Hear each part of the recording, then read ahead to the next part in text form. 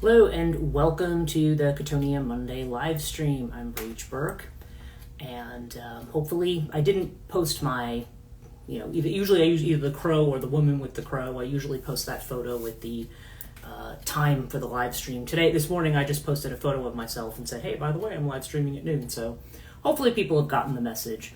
This is my usual time, so I think people who are interested will end up tuning in.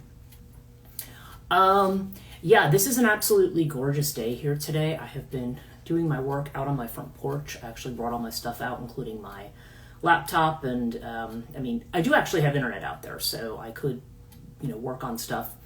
One of the things I am going to be working on is getting. I've been trying to work on the remasters, and so much stuff has happened in between that I haven't had time. I do record videos for another channel. And then I do a daily live stream over on my other channel, Transition Life Coaching. And I've been teaching classes. I've been, just trying to prepare. I've had clients. So it's been difficult for me to get that time in to actually work on editing, doing the remastering. But I thought, if it's nice enough and if my laptop is charged up, I could probably sit there and get to at least one of them today. Because I would like to get Hecate and Persephone up in particular, because I'm going to be doing a class on them for the ISFM October 30th and November 6th, the two dates. So anybody who is interested, the ISFM, Institute for the Study of Feminine Myth, just for those who are not familiar, we've gotten through the first lecture seminar with Dr. Joanna Madlock, which went really, really well. And now, with the next 2 weeks, the first week at least, Dr. Kate Kinsbury is going to give a talk on Santa Muerte and I think she says it, La Llorona is how she usually says it. I think usually that's more the Mexican way of saying it. Whereas the Spain Spanish, it's more like La Llorona. But in any case, she's going to be talking about those two figures. So if anybody who is not enrolled in the school wants to join us, you can certainly, there is the audit option for the 2 weeks for the lecture/seminar. Now, Kate's going to do the first week, but she does actually have to. She's got business. She got a conference and some other things to do the following week. So what I've just said is, well, let me take the seminar piece of it. So I will be there for the lecture, and I will help lead the seminar. But really, what Kate really needs to focus on is more the actual lecture material, and so she will be doing that this Thursday. Normally classes are on Wednesdays, but because of her teaching schedule, she's going to be doing it on Thursday. So again, if anybody wants to join us, or if there's anybody on Patreon who's decided that that's an extra lecture that they would like to take, Patreon subscribers can DM me on Patreon. Or they can DM me here if they want to. And anybody else who's interested, check out instituteforfemininemyth.org and go to the link that says, I think it's /registration, but there's it's on the website as registration/recordings.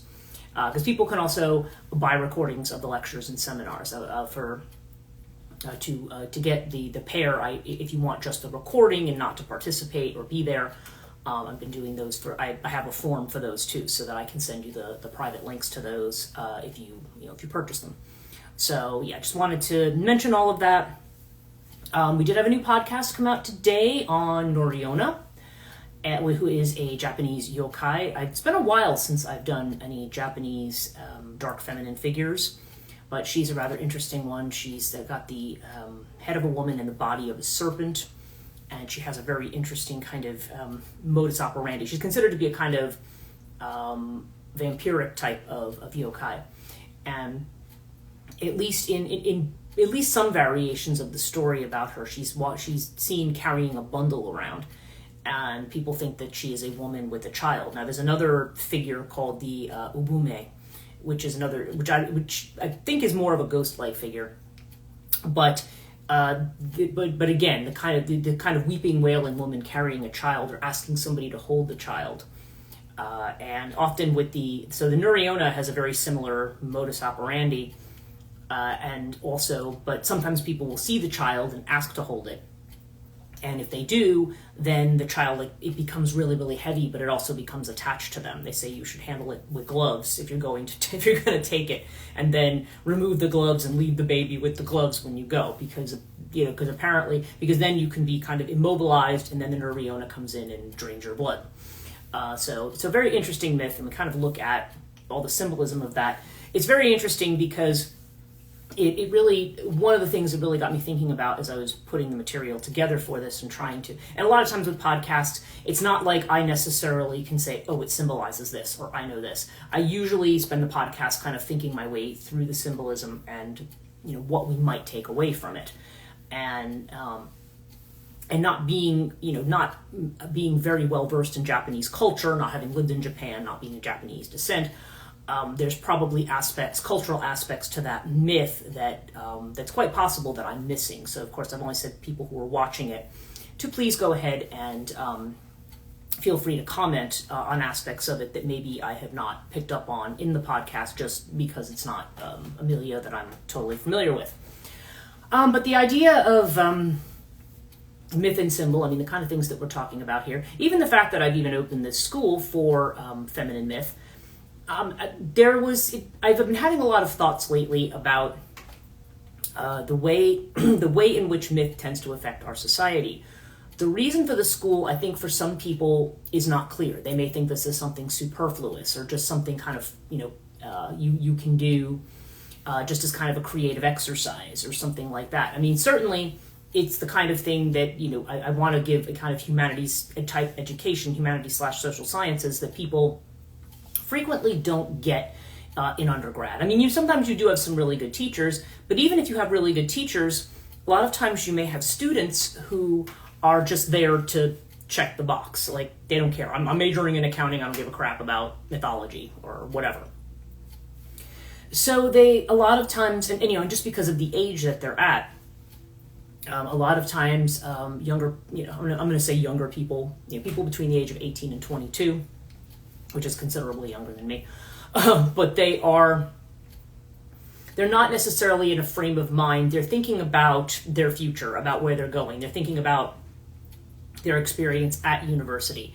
And university for them may be a stepping stone to what they consider adulthood, or the thing that they want to do. And nowadays we live in a time where parents tend to be more involved in the kids' education. It's not like when you go off to college that, it's not like you break connection with your family, but I feel like a lot of times the parental involvement is a little bit more as if they were home and still in high school. I've seen that a lot with students, and I've had students complain to me about it a lot as well. They'll be getting ready to go for an exam, and then their parents are frantically texting them and calling campus security. Why didn't you call me? It's like, well, because I was in the middle of an exam and I can't call you.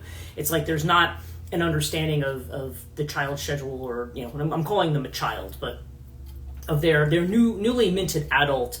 There's a tendency to not want to let go of that idea, but not because of this particularly that I came up with this topic for today. It kind of came to me this morning, but also just in light of the fact that I'm prepping for this class at the ISFM on Hecate and Persephone, and what I'm going to talk about, initiatory or rite of passage myths.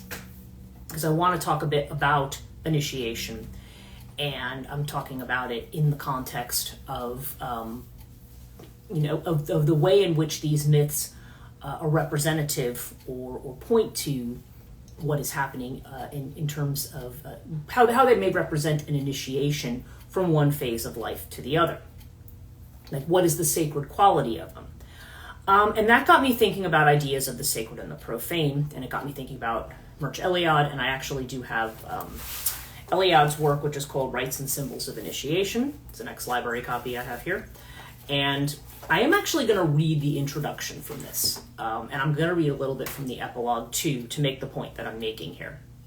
Not to sit there and read at you through this live stream, that's not, it can be very boring, right? But he makes some points here that I think, when we try to think about mythology, and even when we think about religion, even the discussions that we've had recently about pagan religion, and how one practices pagan religion, or practices it through a lens of, a European lens, shall we say, a lens of monotheism, of whatever that means for people. that they may tend to get involved with paganism and kind of put the template, or I think as Christine Marvel, who had said, the egregore of these kind of what she's calling the Judeo-Christian egregore. But yeah, it's this monotheistic idea, this kind of biblical idea and biblical concept of God, which doesn't actually, to be clear, doesn't actually originate in the Bible. It's something that really originates out of, at least from what we can tell, out of Greek philosophy. Okay, that seems to be the place where this conception starts. And weirdly, it starts with humanism, and we think of humanism as being more connected to atheism, but not in this case. Now, I don't know. I don't know that Plato and his group of philosophers, many of them were initiated into the mysteries, the Orphic mysteries. So I don't think that they were necessarily talking about humanism from a strictly atheistic perspective. They certainly believed in the gods and they understood this concept of mystery.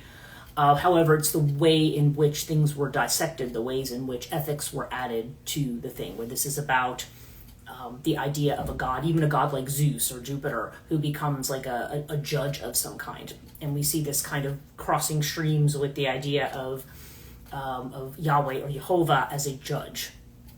Especially when you started to get into the Roman Empire, where you had the intersection of these groups and where they were all trying to kind of figure each other out and understand each other, which is never a bad thing, but out of that whole milieu comes the whole idea of one god who's a judge, who's akin to the king, who's akin to, which became kind of a competition for the emperor.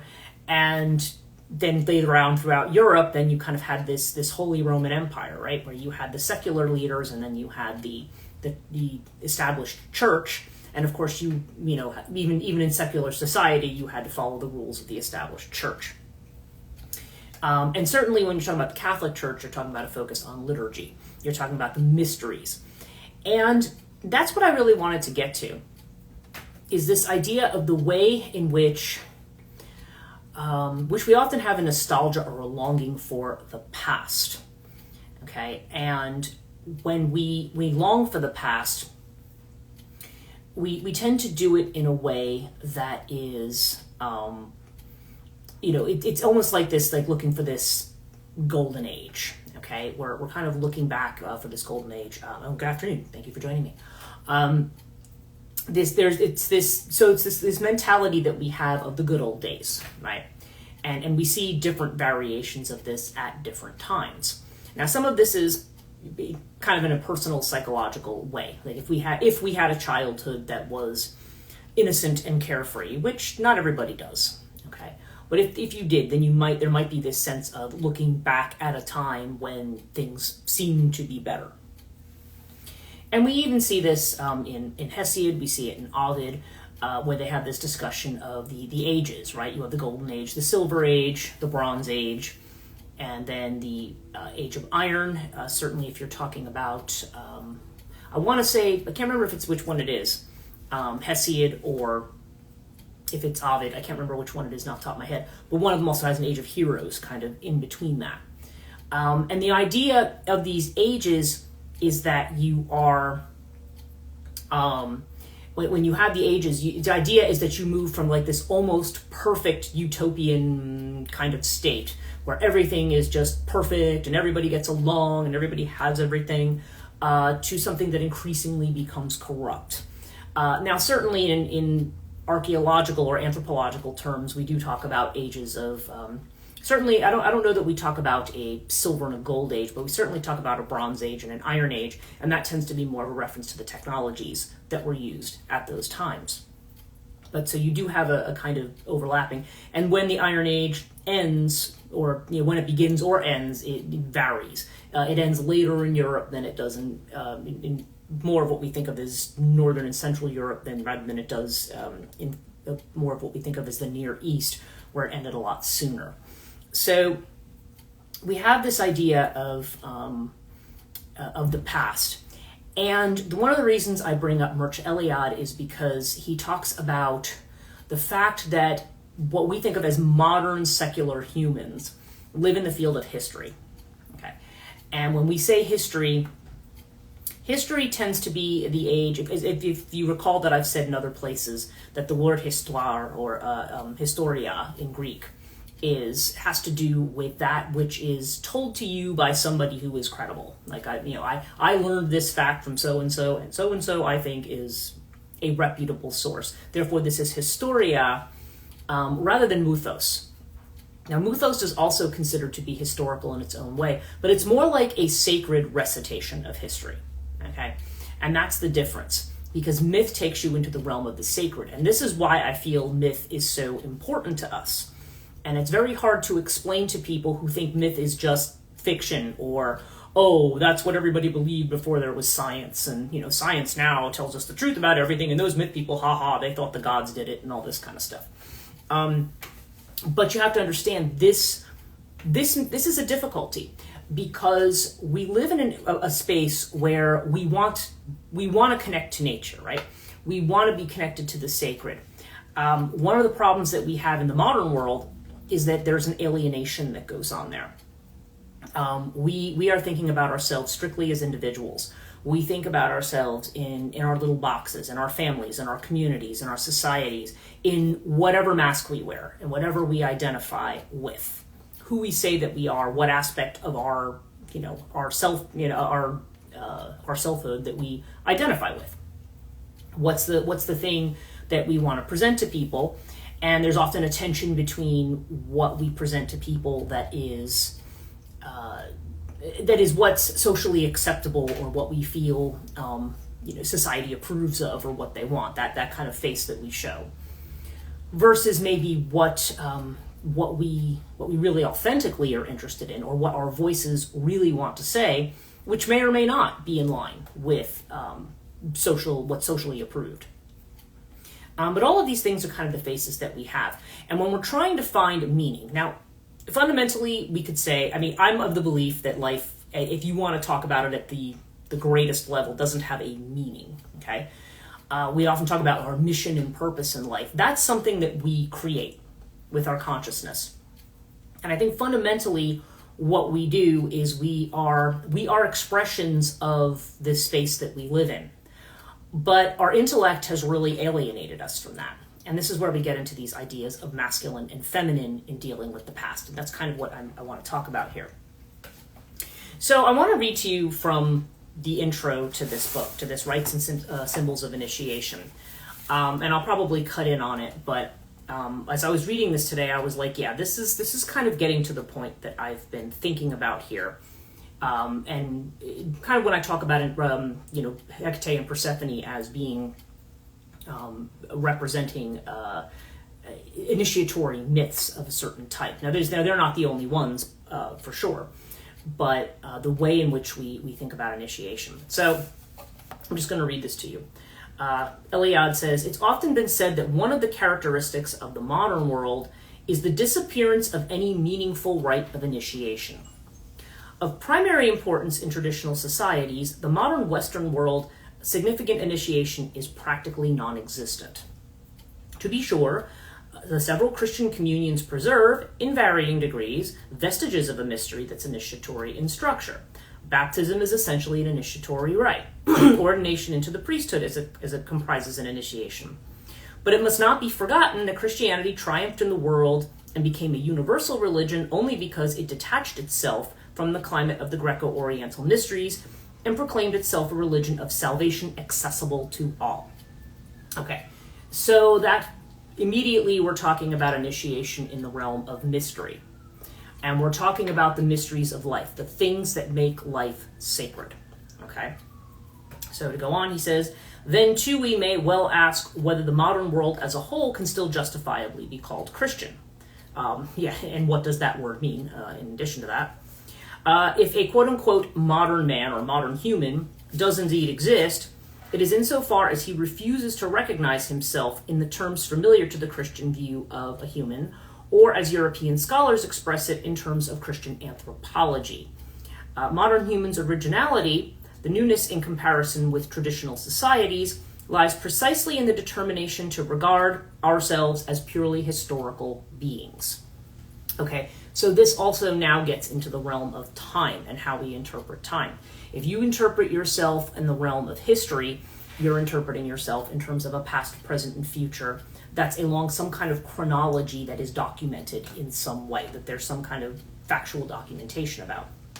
Now, when we talk about societies that are pre-modern, I guess would be the term he would use, you're not talking about a space in which we're talking about time. Not in the same way. Because sacred time runs differently. If we think about the Australian Aborigines and the whole idea of dream time and things like that, they're not talking about time in the same way that we talk about it now. They're talking about a sacred time that's kind of layered on top of, or kind of embedded in, is like in the kind of reality that we have. And it's not a intellectually viewed, dissected, analyzed reality about yesterday I did this and tomorrow I will do this and this is what is on my list for today. It's not the way that we think about time when we talk about this. So time is a huge factor here and the understanding of it. And time as we know it, historical time, has to do with the way in which we keep history. So primarily this is a history that we're talking about in a period of time where things are written down. And as we know, writing has not always been part of societies. And even societies that maybe were capable of it, some societies did not, anything that was really sacred was not written down.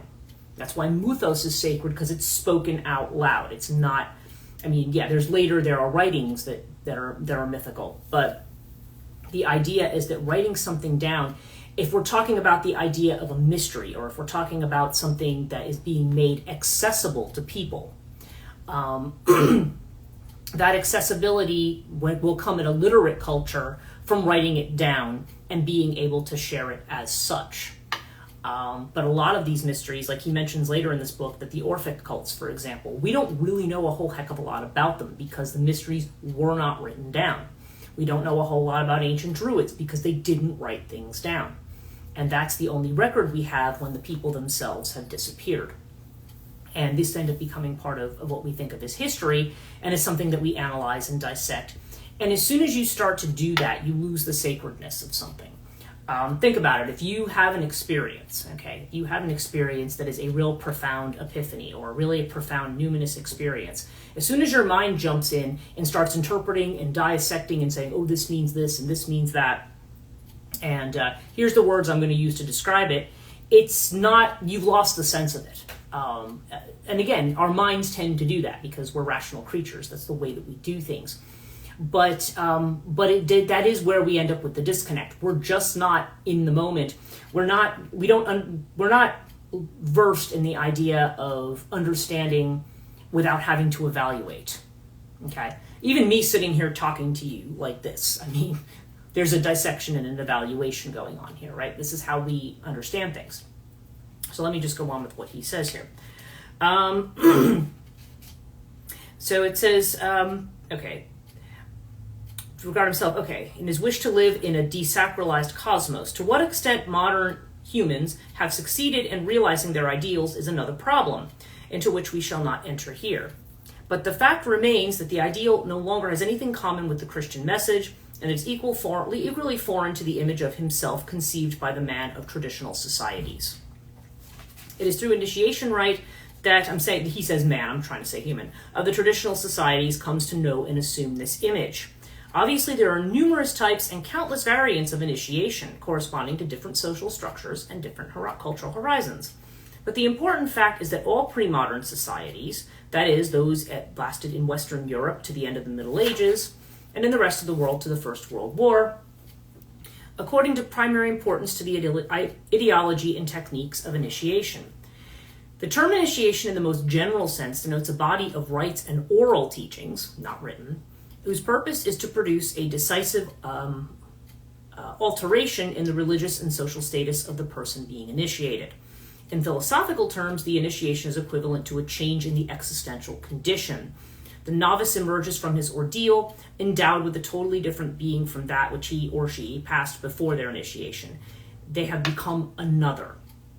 Among various categories of initiation, the puberty initiation is particularly important for an understanding of pre-modern humans.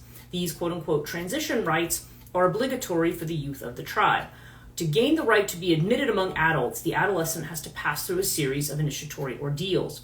It's by virtue of these rites, that the revelations that they entail, that they will be recognized as a responsible member of the society.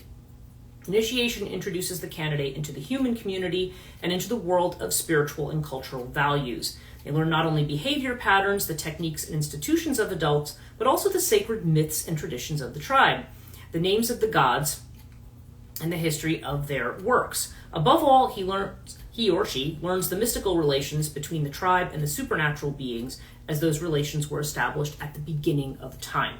Okay, so when we're talking about Aboriginal type initiations, pre-modern initiations, you're talking about something that goes back to beginnings, that goes back to origins, or that in some way recreates the condition of an origin, okay, which is not typically what our modern initiation rites do. Even if you're belonging to an occult society, that's not typically what they are designed for. Specifically, they're more designed to be a kind of transformation of a psychological state or an individual's psychological state. They're not so much about community or what it means to belong to adult society and what one's sexuality means in that context as well, like being initiated into sexual mysteries to a certain degree. If we think about the movement from childhood to adolescence, it's very awkward in this society, and typically that denotes a period of time psychologically when, like, if we went to elementary school and everybody played together. I mean, yeah, you might have people who fought or weren't friends or whatever, but generally everybody kind of played, got on together. But then once you get to middle school, then you see the cliques come in. Everybody starts having their groups, and who's eligible to join this group. It's like a weird substitute for initiation. What makes you worthy, right? And what are the things to make you to join some kind of particular social order or group? Nowadays, there's a effort in schools to try to push back on that, because oftentimes there's bullying and there's other things that involve. But it's weird that that's the kind of thing that's taken the place of initiatory rituals, which are there to kind of test and prepare you for the next stage of life. Equally, when it comes to sex and sexuality, we don't have that. We don't have that. I mean, we don't. When you move from being a child to having sexual interest, whatever that is for you, whether you're interested in men, whether you're interested in women, whether you're interested, whatever it ends up being, it is definitely corresponds to a biological change that happens in the body. It certainly it corresponds to hormonal changes that happen in the body. And similarly, this kind of dividing of people into groups also seems to take place with this in our modern society. So, and it gets back to what I have often said, especially for women, about the difficulties of, it's difficult for men too. I don't want to, make it that way, but it's just, you're moving into this phase with almost, I think the way that it was expressed, my favorite expression that is still from Ariel Levy, who said, girls are encouraged to focus on their appearance, to be as sexy as possible, right? But to avoid having sex. And avoid, sex is a no-no. You have to remain a virgin until you're married or whatever has been the social norm. And if people who say, no, that's not the social norm anymore, well, yeah, there are people who are trying to break out of that mold. But think about girls who decide they want to experiment, who are now like sluts and they're whores, and they're not brought up well by their parents. I remember hearing all this stuff growing up. I'm hoping that we're moving into an era that's moving away from that. But it does demonstrate the fact that you have this sexuality, and all you're simply told is, just don't even talk about it and don't do anything with it. But at the same time, somehow you're beholden to try to make yourself it's like you're supposed to make yourself attractive, but if you do, then you little slut, you're doing something you're not supposed to do. It's like a weird. There's no good explanation for what women are supposed to do, and honestly, with men, I don't think it's necessarily any better. When men enter puberty and they have their own things that happen, the kind of the appearance of the Adam's apple, and their voices crack, and they start having thoughts, having emissions, having things like that. I don't know that they necessarily get any better of an education into what how to manage that either, and it ends up in this kind of messy situation as adults where there's two different sets of expectations by the two parties, and nobody really has any idea what they're doing. The only way most of us learn about things like that is by trial and error. I mean, that's pretty much the way people figure things out. And given how high the divorce rate is, it's like we haven't necessarily learned how to manage that. And of course, marriage doesn't have to be the thing. That's another social convention that people have, that one day you're going to get married. And again, it depends. There's certain groups that can get away with the non-marriage, non-family thing more than others, depending on where you come from.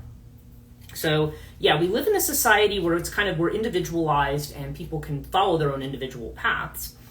But then we still have all of these things that relate to the way that we develop as human beings, that we have we just don't have any there's no kind of wisdom to show people what the guide signs are, which is why people end up having to choose their own myths to kind of figure out what that's going to be for them.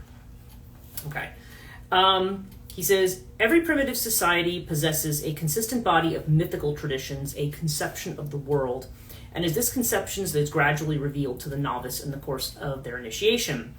What is involved is not simply instruction in the modern sense of the word. Yeah, it's not like you're just taking a class and reading a book. You are participating in an ordeal. In order to become worthy of the sacred teaching, the novice must first be prepared spiritually. For what he or she learns concerning the world and human life does not constitute knowledge in the modern sense of the term. Objective and compartmentalized information, subject to indefinite correction and addition. The world is the work of supernatural beings, a divine work and hence sacred in its very structure. Whether it's supernatural or just an extension of the natural, it may be just semantics there. But humans live in a universe that is not only supernatural in origin, but no less sacred in form, sometimes even in its substance. The world has a history. First, its creation by supernatural beings, then everything that took place after that. Coming of a civilizing hero, a mythical ancestor, and then cultural activities, demiurgic adventures, and at last the disappearance. The sacred history or mythology is exemplary, paradigmatic. Not does it only relate how things came to be, it also lays the foundation for human behavior and all social and cultural institutions. From the fact that humans were created and civilized by supernatural beings, it follows from the sum of their behavior and activities that the sum of behavior and activities belongs to sacred history. And that history must be carefully preserved and transmitted intact to succeeding generations. Okay, so that's what we see when it comes to, and the reason initiatory myths are secret. It's a mystery that is passed down, and that once one, and it's something that's experienced in the body too. If we think about initiatory ordeals, now, Eliade, when he talks about, say, more modern occult initiations, now I don't know that he'd ever been through any of them, so he talks about them like they're nonsense, and I'm like, well, I don't know, I don't think you've experienced them. He tends to see Freemasonry as the only one that's credible, and I'm kind of like, well, I don't know. Anyway, I don't want to get off on that kind of a tangent, but the idea that when we think about, say, the modern Christian church or modern, actually any of the modern major monotheisms, when you go through a rite of passage, when you have the rituals, like if we talk about the church, talk about baptism, you talk about making communion, you talk about confirmation, you talk about all of these things, and there's nothing to them. They're generally just an excuse for a party. Say in Judaism, a bar bat mitzvah, right? There is that element for that of having to learn to read the passage in Hebrew, the appropriate passage from the Torah. But ultimately, how much of an initiation that is, that kind of change, the change can't simply come about in the mind.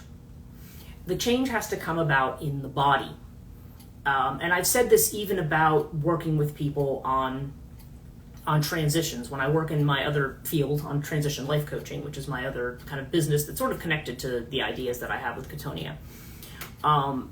When I work with people, it's like, okay, it's not enough for me to sit there as the coach and tell you certain things. There's certain things that you go through and that you experience. A lot of people want to do things, but they don't necessarily want to deal with the experience, especially if it's something unpleasant, or especially if it's going to bring up something that maybe they have not been properly negotiated. And in order to kind of work through those spaces, you have to be willing to go into that space. It's not an armchair thing. You can't just do it all through the intellect. Which is why I often say you need the feminine, you need the body, you need the soul to participate. This is about, if you are really connecting to the world that you're in, you need to connect it in the realm of mystery. You need to connect to it in the realm of the sacred. We don't tend to do that. We tend to do everything as an intellectual exercise. And I think that's part of the critique that people have of the psychoanalytic approach to myth and to things like that. They say, oh, well, this just turns it into this intellectual exercise. Well, no, it doesn't, actually. Yes, it's not the same as some kind of pre-modern, old-school, traditional initiation, to be sure. But the question that I have is, can we actually access that pre-modern initiation? Can we ever be that type of human being again?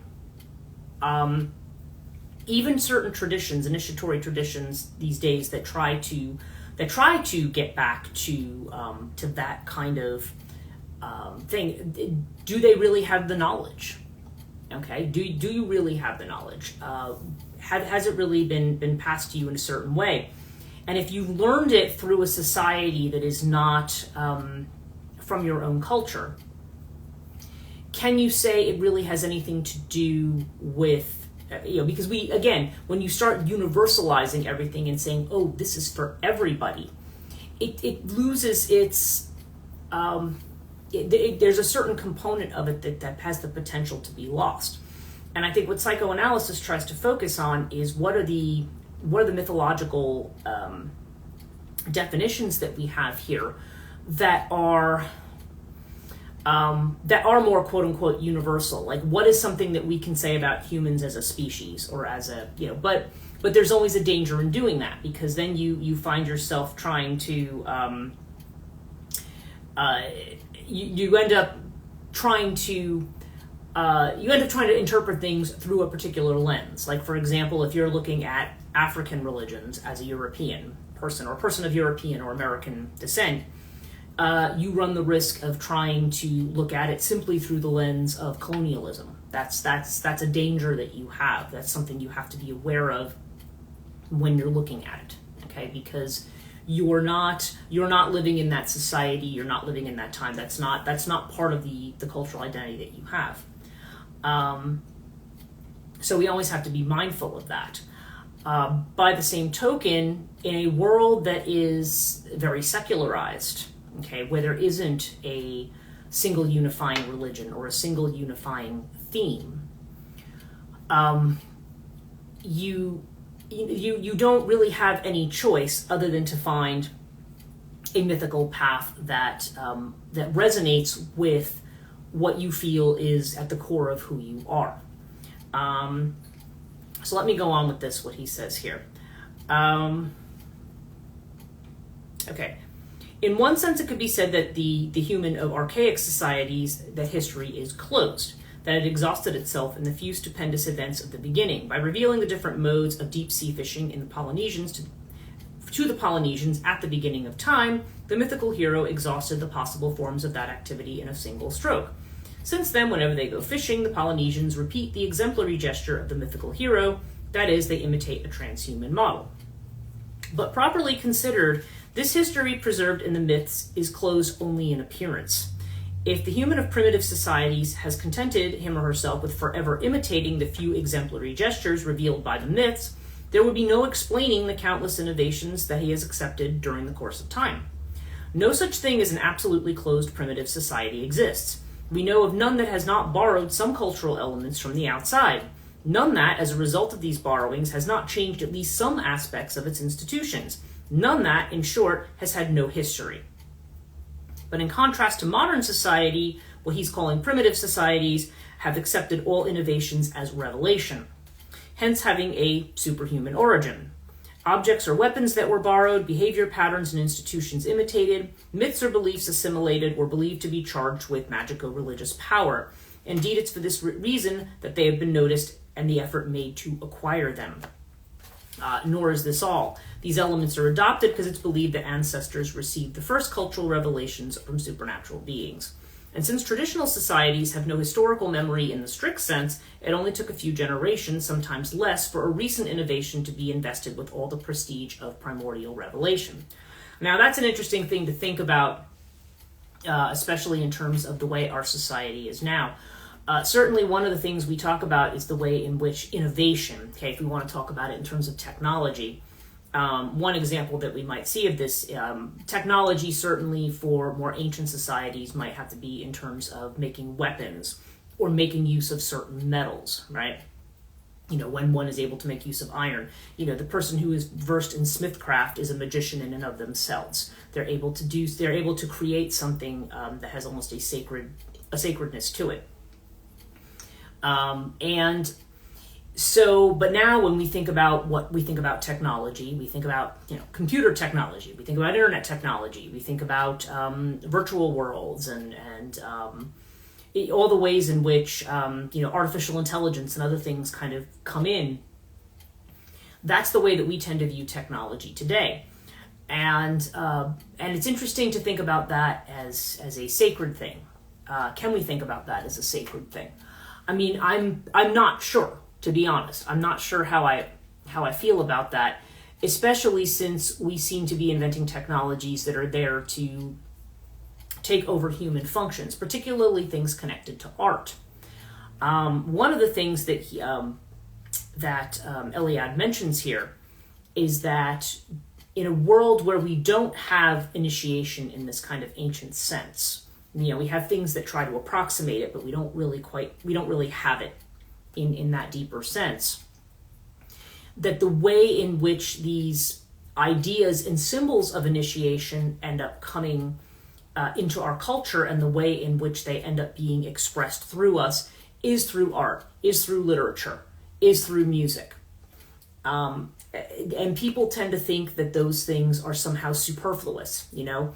We live in a society where making money is important, you know, working your desk job. Like that's the real world, right? That's the thing you need to be focused on, not spending your time painting or, you know, playing guitar or doing whatever. I mean, unless you're making big money at it, somehow it's not a worthwhile venture. This is why I say, like in the schools with humanities, humanities become a thing where people say, well, what's the benefit of a degree in English, right? What's the benefit of a degree in religion? What's the benefit of exploring these kinds of ideas?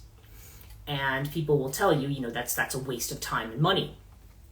And therefore, a lot of these departments get cut, or they get their funding cut, or they get relegated to most of their student body coming from general education courses. You know, where it's just, this is a box you have to check for a quote-unquote well-rounded education. And that's interesting, because if Eliade's already talking about a situation where we already have this different sense of history and time, because obviously I've talked about the way in which history has been construed. If we think about, again, the original term historia, which has to do with story, and a story that's told by a credible person. Okay, that's kind of the initial sense of it. When you read Greek history, for instance, that's when Herodotus will say, well, so-and-so who has been to Egypt and told me this reliably about the people who, you know, that's history. Okay.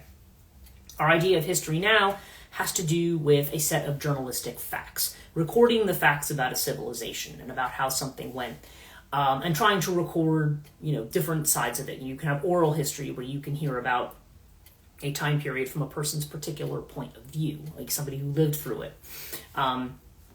But But what we see in history texts in school and things are kind of whatever's been curated by an educational establishment as the facts that we need to know. But history exists on this kind of continuum, and in the secular sense, it's a collection of facts about things.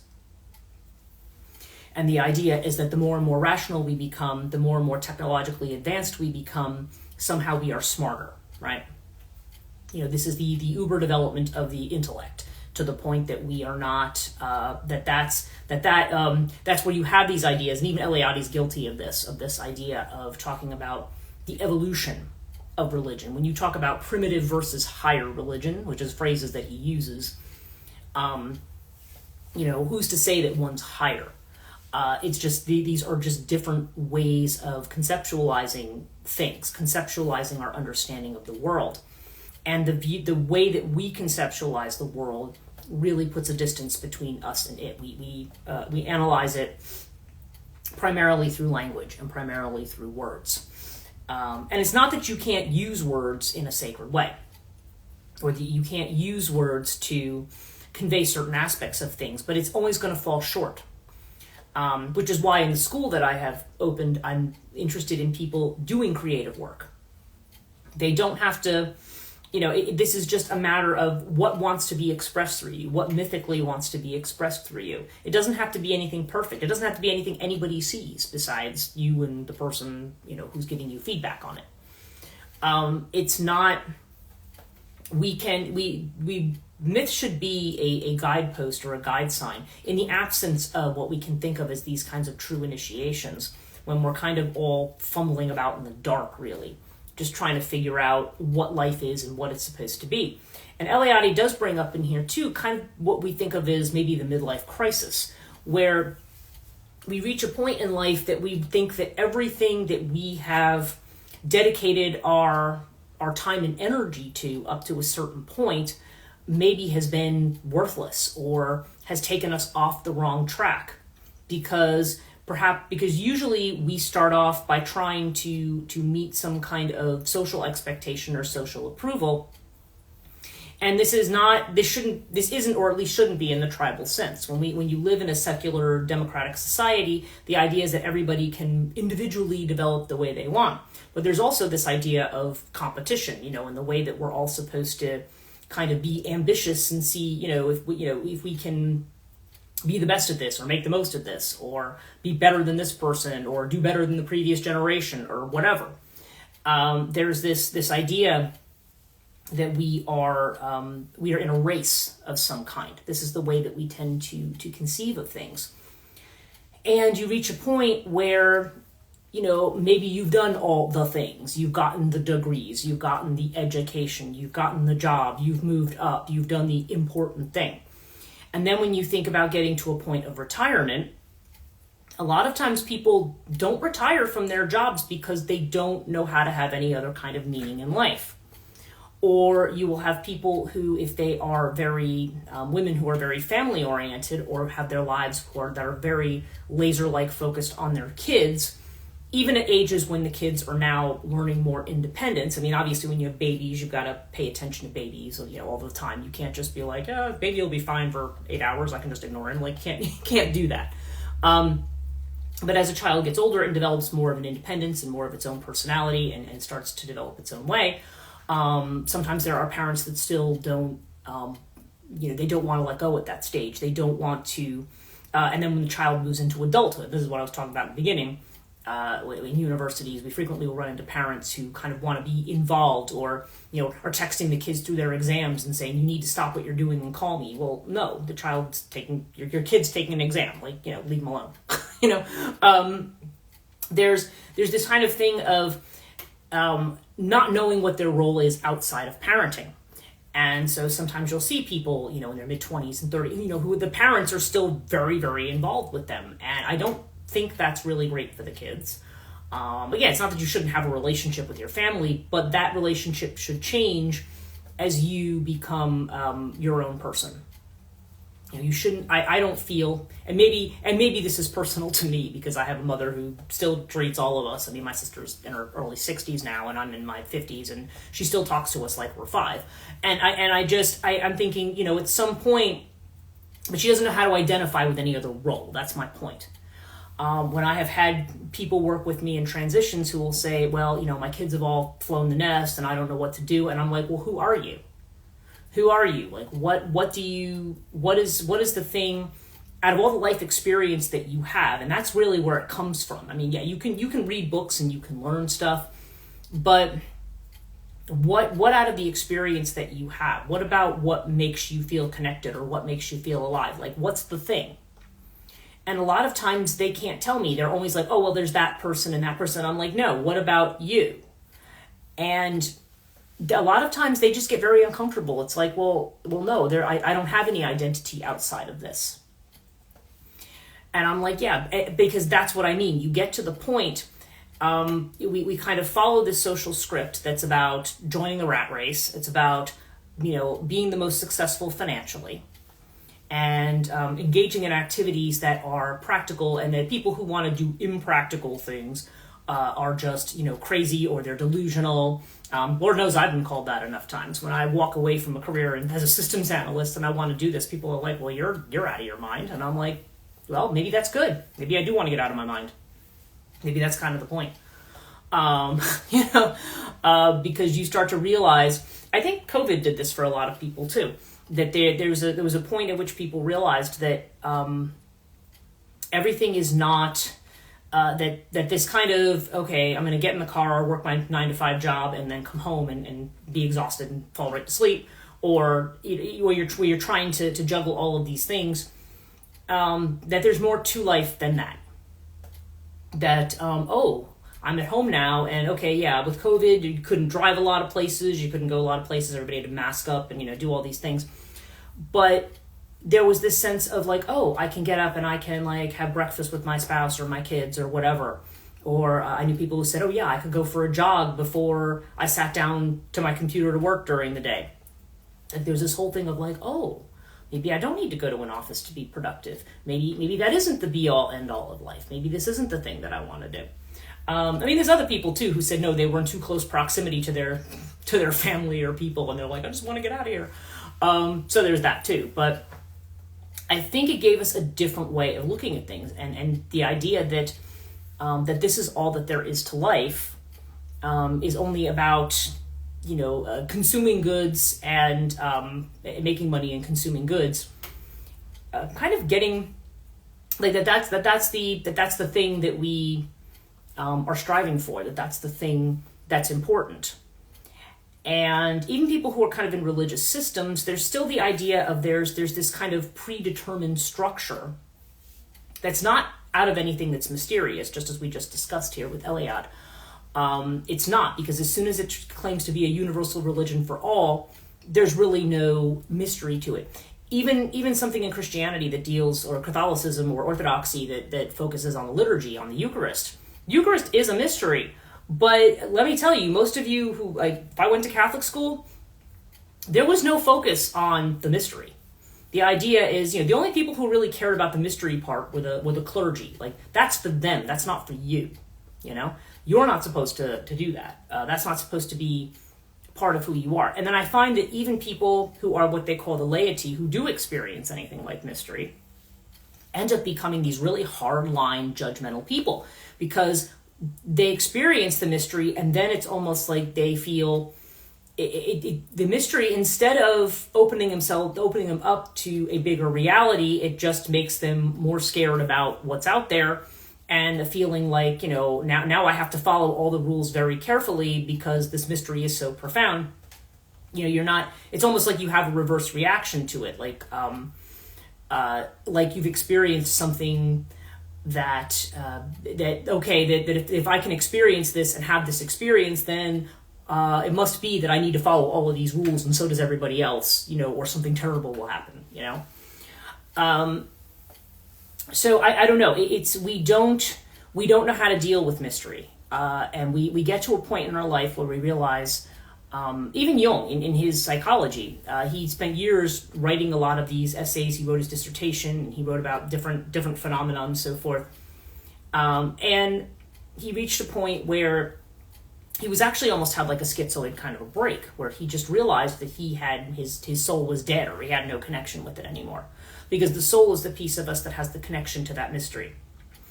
It's not just merely about the pleasures of the flesh. It's about understanding nature. It's about understanding the world we live in. It's about understanding this unknown and this numinous factor that doesn't necessarily play by those social rules. Okay, there is a way to approach those things, but we have long since lost the script or the means for doing that. Rediscovering that, I think the reason that one needs an ordeal to discover that is to be able to, you have to be able to get out of the mind. You have to be able to break out of the mind. And that's a very hard thing to do.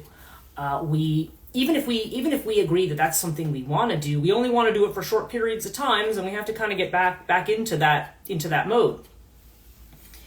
And yeah, so I don't know, but then again, what would we do if we were continually outside of that mode? People would, and I often wonder sometimes if people who are considered to be divergent in some way are people maybe who are able to connect a little bit more into that mode.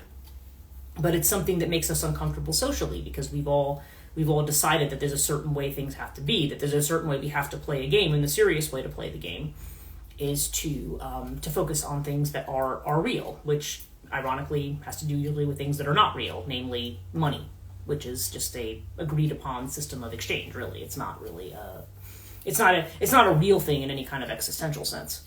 And I don't know, but you start to recognize that the profoundness of existence. You start to recognize that there's more to it than what's in front of you. Because if the only thing, and not simply because our mind doesn't like the idea that this is all that's in front of us. Because you think about it, you acquire things, you get them, you're like, oh, I acquired this thing, and now you want to acquire another thing. Like, you're never satisfied with the thing that you have. You're always trying to acquire more and more and more. And we can do that spiritually too. I mean, Alan Watts talked about, he says, when the person who wants to achieve enlightenment, maybe this may just be another version of what they wanted when they wanted candy bars as a child. It's like we want to have something. There's something we have to acquire and have. But there needs to be kind of this getting back to an experience within the body. And this is the way that I talk about it. It's something that's felt in the body. It's not about the brain. It's not about the intellect and rationality. The brain is how we process and organize it. We privilege the brain because it has this kind of organizing principle to it, in the way that it helps us to understand what's going on. But the fundamentals of who we are, that's just a limited piece of it. Okay? There's a lot more to it. And so, I don't know. So I think this really had me thinking, especially those who missed the very beginning. I was talking about how I'm giving a class on Persephone, Hecate, and initiation, the myths of initiation when it comes to sexuality, particularly female sexuality. And, so I'm just thinking about this whole idea of initiation in general, and whether or not we have genuine initiations, or even the types of initiations that we have, are we really connecting to that which is sacred, that which is outside of time, or in a different kind of time, or a different kind of space? Those of us interested in esoteric practice or occultism or things like that, we kind of touch on it, but do we really get there? We like to think that we get there. And is there any particular group or that can really give us that kind of profound initiation, that actually possesses that kind of knowledge? And you can argue about that. I mean, I'm not going to argue about that here, but it's something that we need to think about. Because if we're talking about people who want to practice pagan religions, or people who want to go back to nature, I mean, we talk about connecting with nature, like go outside and hug a tree or sit on the ground. Well, there's more to it than that. I mean, those things aren't bad things to do, but they're not going to give you that fundamental connection where you're in that space where you understand the power of nature, where you understand that you could do all the right things ethically and still it doesn't matter. I mean, you could still be screwed, or you could still be on the more negative receiving end of natural powers. The person who could be a good and pious person, but a hurricane could come through and tear their house down. It doesn't matter. You can say all the prayers in the world and do what you want. That's not gonna, you're not gonna stop the force of that thing. if it sidesteps your house, I mean, there's no way to say that God did that, or this one did that, or that one did that. It doesn't. It's a mystery as to how you might have escaped a certain fate, or even entirely everything about your fate and your existence to a certain extent is a mystery. And I think we live in a time where we think we have exhausted mystery, and where we think that we are outside of it in some way. Those primitive people who didn't know anything, now we understand everything. No, we don't. We understand very little. I mean, yeah, there's certain things that we understand the mechanics of, perhaps in a way that ancient peoples did not. But in doing so, we have given up our real connection to things.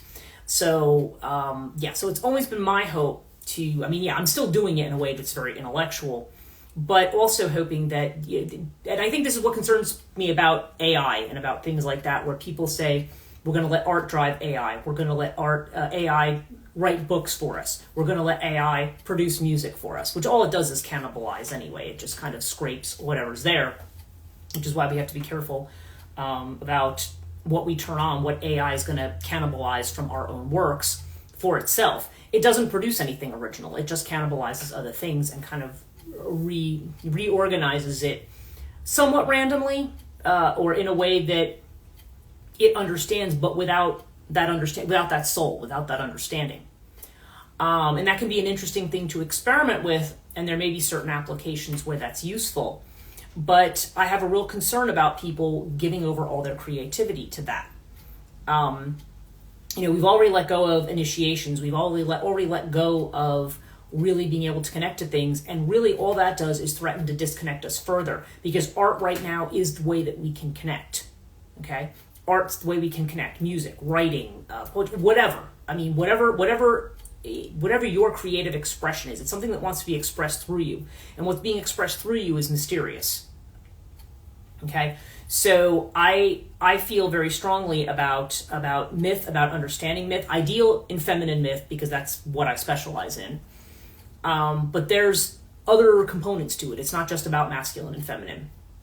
And people have said to me, well, why do you put everything in that context? Because that's what I do with Chthonia. That's what it's about.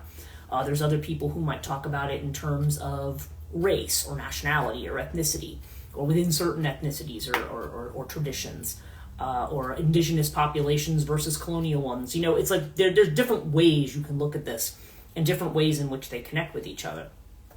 But when I say reconnecting with the feminine, I'm like, yeah, you want to reconnect with that natural source of things. You want to be able to reconnect with things in an authentic way.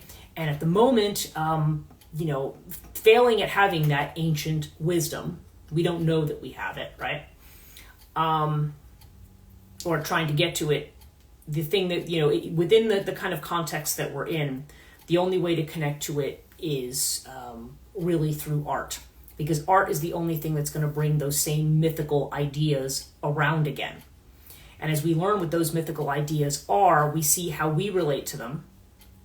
And then we see how they might be expressed in the world, and how we can participate in them in some way. So anyway, this was a little bit of a deep dive in kind of a more philosophical direction, I guess. But this is sort of in preparation for talking about these ideas about initiation that I'm going to be doing in my class in a couple weeks. And I did want to, people who were not here at the beginning, just to remind you, Dr. Kate Kinsbury is doing a lecture in the ISFM this week on Santa Muerte and La Llorona. And she's going to be on Thursday at 6:30 p.m. Eastern. So if people want to join that, just to audit, like if you haven't enrolled for the term, you can still audit. There's an audit option. The Institute for Feminine Myth.org. Under registration, there is a audit only option, or people can also buy recordings of it afterwards if they want to listen. All of that's listed on that page. So I just want to let people know who didn't enroll at the beginning of term that there's still a possibility of participating in whatever lectures you want. So, and people who are on my Patreon, some of them have already reached out to me, but people who want to participate in certain lectures as part of their benefits of membership can also do that as well. So, So anyway, that's me for today. Thank you guys so much for joining me. I really appreciate it. I hope you all have a wonderful week. And the new podcast is out today. Check it out on Nordiona. And more remastered podcasts going to be coming out later this week. And I will see everybody next Monday or wherever on my live stream. So take care.